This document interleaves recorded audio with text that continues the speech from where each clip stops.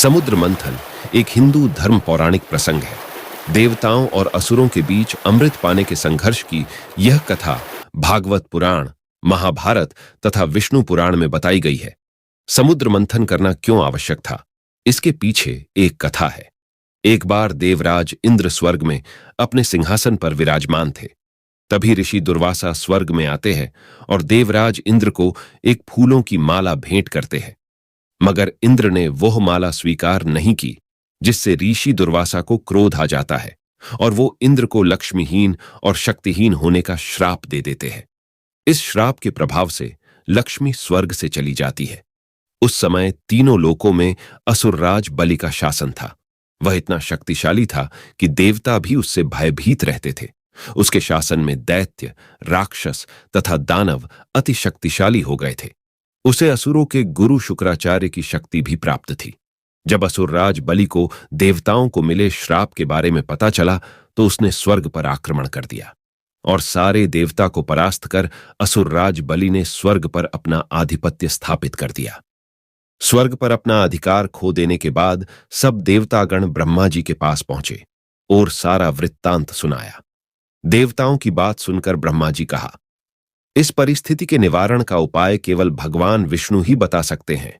अतः ब्रह्मा जी के साथ समस्त देवता भगवान श्रीहरि विष्णु के पास गए और त्राहिमाम त्राहिमाम का नाद करने लगे और कहने लगे कि हे प्रभु, देवासुर संग्राम में हमारा पराजय हुआ है। आपके अतिरिक्त कोई नहीं जो हमारा रक्षण कर सके। तो हे सुदर्शनधारी, हमारी प्रार्थना है, आप हमारी रक्षा करें। तब भगवान लीलाधर ने मधुर वाणी में कहा कि इस समय आप लोगों के लिए बुरा समय है। दैत्यों, राक्षसों एवं दानवों का अभ्युत्थान हो रहा है और आप लोगों की अवगति हो रही है, किंतु संकट काल को मैत्रीपूर्ण भाव से व्यतीत कर देना चाहिए। आप सब असुरों से मित्रता कर लो और समुद्र मंथन करो। उसमें से कई रत्न निकलेंगे और उसमें से अमृत भी निकलेगा, उसे ग्रहण कर लो। अमृत पीकर तुम सब अमर हो जाओगे और फिर तुम में असुरों को मारने का सामर्थ्य आ जाएगा। असुरों के सहयोग से यह कार्य सुगमता से हो जाएगा। इस कार्य के लिए उनकी हर शर्त मान लो और अंत में अपना काम निकाल लो। भगवान श्री विष्णु के आदेशानुसार इंद्रदेव ने समुद्र मंथन से अमृत निकालने की बात असुरराज बलि को बताई। असुरराज बलि ने देवराज इंद्र से समझौता कर लिया और समुद्र मंथन के लिए तैयार हो गए। मंदराचल पर्वत को मथनी तथा वासुकी नाग को नेति या रस्सी बनाया गया। स्वयं भगवान श्री विष्णु कच्छप अवतार लेकर मंदराचल पर्वत को अपने पीठ पर रखकर उसका आधार बन गए। भगवान नारायण ने असुर रूप से असुरों में और देवता रूप से देवताओं में शक्ति का संचार किया। वासुकी नाग को भी गहन निद्रा देकर उसके कष्ट को हर लिया। अब प्रश्न यह था कि वासुकी नाग के मुख की ओर स्थान कौन लेगा, क्योंकि जब वह सब समुद्र को मथने के लिए नाग को खींचेंगे तो वासुकी नाग के मुख से ज्वाला निकलने लगी थी, जो मुख की ओर रहने वाले को जला रही थी। परंतु वे लोग दानवों को यह बात कह नहीं सकते थे, तो देवताओं ने युक्ति से काम लिया। देवताओं ने जानबूझ के वासुकी नाग को मुख की ओर से पकड़ा। इस पर उल्टी बुद्धि वाले दैत्य, राक्षस, दानव आदि ने सोचा कि वासुकी नाग को मुख की ओर से पकड़ने में अवश्य कुछ न कुछ लाभ होगा। तुरंत उन्होंने देवताओं से कहा कि हम किसी से शक्ति में कम नहीं हैं, हम मुंह की ओर का स्थान लेंगे। तब देवताओं ने मन ही मन खुश होकर वासुकी नाग के पूंछ की ओर का स्थान ले लिया।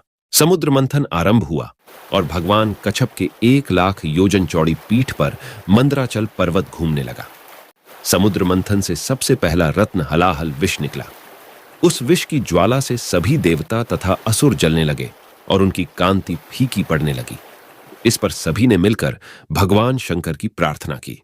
उनकी प्रार्थना पर महादेव जी उस विष को हथेली पर रखकर उसे पी गए, किंतु पार्वती जी ने शिवजी के कंठ पे उंगली रख के उसे कंठ से नीचे नहीं उतरने दिया। उस कालकूट विष के प्रभाव से शिवजी का कंठ नीला पड़ गया। इसीलिए महादेव जी को नीलकंठ कहते हैं। शंकर भगवान के द्वारा विषपान कर लेने के पश्चात फिर से समुद्र मंथन प्रारंभ हुआ। दूसरा रत्न कामधेनु गाय निकली, जिसे ऋषियों ने रख लिया। फिर उच्चय श्रवा घोड़ा निकला, जिसे असुरराज बलि ने रख लिया। उसके बाद ऐरावत हाथी निकला, जिसे देवराज इंद्र ने अपना वाहन बना लिया। ऐरावत के पश्चात कौस्तुभमणि समुद्र से निकली, उसे विष्णु भगवान ने हृदय में धारण किया।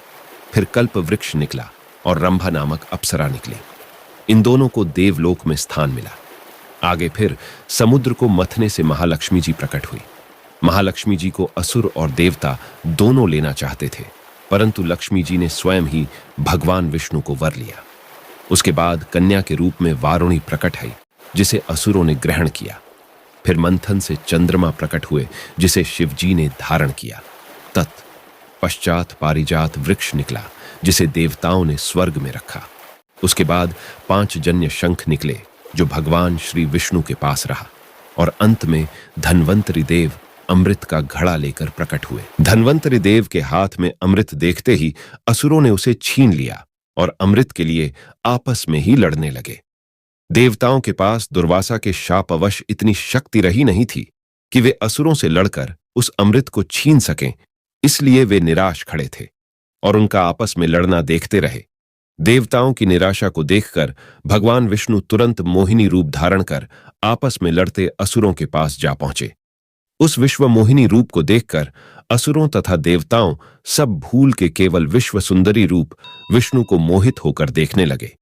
जब असुरों ने उस नवयौवना सुंदरी को अपनी ओर आते हुए देखा, तब वे अपना सारा झगड़ा भूलकर उसी सुंदरी की ओर मोहित होकर एकटक देखने लगे और मोहिनी स्वरूप विष्णु जी से बोले, हे सुंदरी, तुम कौन हो? लगता है कि हमारे झगड़े को देखकर उसका निपटारा करने के लिए ही हम पर कृपा कर रही हो। आओ शुभगे, तुम्हारा स्वागत है। हमें अपने सुंदर कर कमलों से यह अमृतपान कराओ। इस पर विश्व मोहिनी रूपी विष्णु ने कहा, हे देवताओं और असुरों, आप दोनों ही महर्षि कश्यप के पुत्र होने के कारण भाई भाई हो, फिर भी परस्पर लड़ते हो। मैं तो स्वेच्छाचारिणी स्त्री हूं। बुद्धिमान लोग ऐसी स्त्री पर कभी विश्वास नहीं करते, फिर तुम लोग कैसे मुझ पर विश्वास कर रहे हो? अच्छा यही है कि स्वयं सब मिलकर अमृतपान कर लो। विश्व मोहिनी के ऐसे नीति कुशल वचन सुनकर उन कामांध दैत्यों, दानवों और राक्षसों को उस पर और भी विश्वास हो गया।